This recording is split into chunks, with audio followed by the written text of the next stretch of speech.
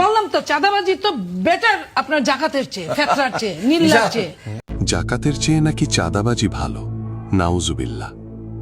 চাঁদাবাজি মানুষের জন্য কল্যাণ বয়ে আনে না, বরং এতে বিশৃঙ্খলার সৃষ্টি হয়। আর জাকাতের মাধ্যমে মানুষের বৈষম্য দূর হয়, সমাজে শান্তি আসে, অসহায় গরিবদের পরিবারে স্বস্তি আসে। জাকাত সম্পর্কে কিছু আলোচনা করব।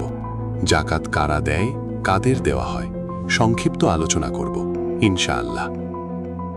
ইসলামে জাকাত হল বিত্তবান মুসলমানদের জন্য প্রতি বছর তাদের উদ্বৃত্ত সম্পদের একটি নির্দিষ্ট অংশ, সাধারণত 2.5% বা 41 অংশ, কুরআন ও সুন্নাহ নির্ধারিত খাতের অভাবগ্রস্তদের মাঝে বাধ্যতামূলকভাবে বণ্টন করা। এটি ইসলামের তৃতীয় স্তম্ভ এবং ঈমানের পর অন্যতম প্রধান ইবাদত, যা সম্পদ পবিত্র করে এবং সামাজিক ও অর্থনৈতিক ভারসাম্য প্রতিষ্ঠা করে। জাকাত সম্পর্কে কিছু আলোচনা শুনব। ফরজ হওয়ার শর্ত।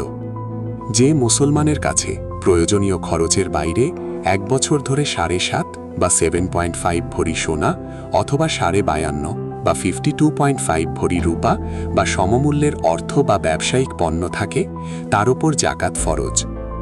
হিসাবের হার। মোট সম্পদের শতকরা 2.5% বা 41 অংশ জাকাত হিসাবে দিতে হয়। জাকাত বণ্টনের খাত। কুরআনের বর্ণনা অনুযায়ী 8টি খাতে, প্রধানত দরিদ্র, মিসকিন, ঋণী ও অসহায়, জাকাত দেওয়া যায়। উদ্দেশ্য: সম্পদের পবিত্রতা অর্জন, আত্মশুদ্ধি, দারিদ্র্য মোচন এবং সমাজে অর্থনৈতিক বৈষম্য হ্রাস করা। জাকাত শুধু দান নয়, বরং এটি একটি আবশ্যকীয় ইবাদত।